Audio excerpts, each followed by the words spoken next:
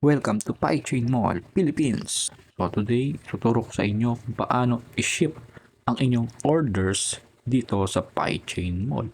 Kung makikita ninyo, nandito tayo sa Seller Center at meron kayong makikitang shipping at meron nakalagay na 1. I-click ninyo ang inyong shipping at makikita ninyo ang inyong pending shipment.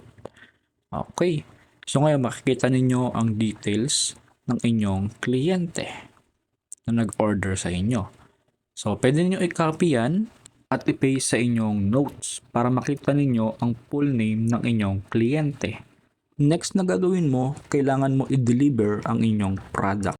Kayo ang mamimili kung anong carrier ang inyong gagamitin sa pag-ship ng inyong product. Pwede ninyo ipa-deliver ang inyong product through JNT, LBC, or kung ano man ang mayroong carrier dito sa Philippines. Once na ipa-deliver na ninyo ang inyong product, ngayon meron kayong makikitang tracker number doon. Ngayon, ituturo ko sa inyo kung paano ninyo ma-ship ang inyong product dito sa PieChain Mall.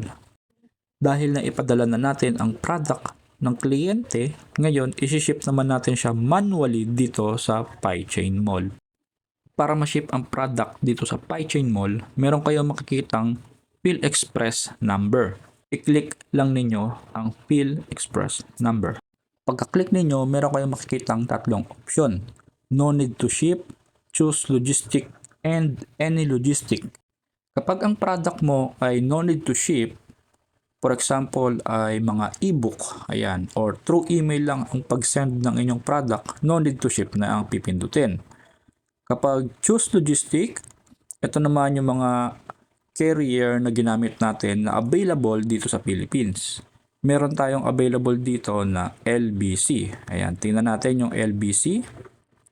Ayan, LBC Express. Ayan, kung makikita nyo, merong LBC Express. Ayan, yung LBC Express. Piliin lang ninyo at i-click ang LBC Express.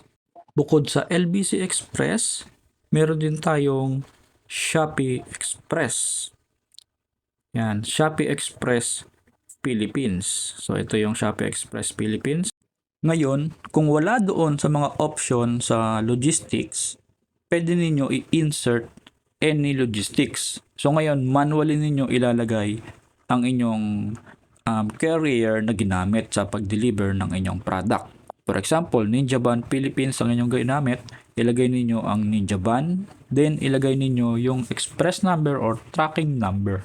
Yung tracking number, makikita lang ninyo yan kapag na-deliver na ninyo or na-ship na ninyo ang inyong product sa inyong kliyente. Ngayon, kapag ang pinili naman ninyo, choose logistics na available dito sa PieChain Mall. Example, JNT Express ang inyong ginamit, i-click ninyo ang JNT Express Company and express number ilalagay din ninyo. Makikita lang ninyo ang inyong express number or tracking number kapag na-ship na ninyo ang inyong product doon sa JNT Express para ma-insert ninyo dito sa PieChain Mall. Kasi kung hindi mo ma-deliver, hindi mo rin mailalagay kung ano yung tracking number ng inyong product. Ngayon, isi-ship natin yung product na in-order sa atin sa PieChain Mall gamit ang LexPH. Okay, so ngayon, na-insert natin yung ating express company name and express number or tracking number. Pagka-insert ninyo ng details, pindutin lang ang submit. So ngayon, makikita ninyo, merong check all, pero hindi nyo i-check all yan.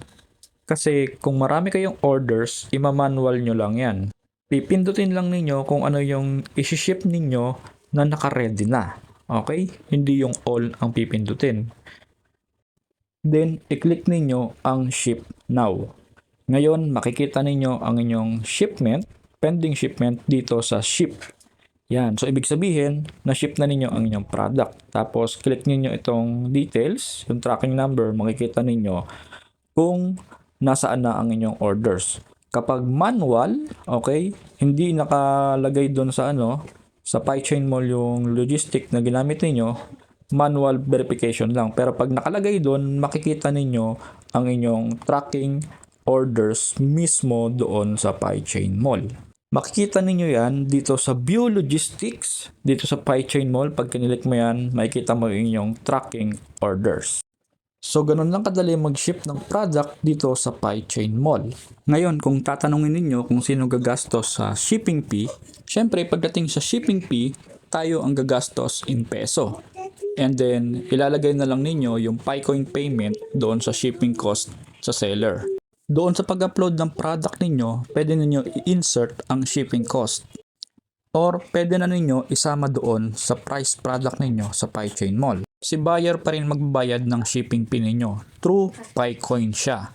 Pero pag mag-ship tayo ng product, peso ang ibabayad natin doon sa mga courier dito sa Philippines kasi hindi pa sila tumatanggap ng PieCoin payment. So, ganun lang mag-ship ng product dito sa PieChain Mall. Kaya ano pang hinihintay nyo? Magbenta na kayo!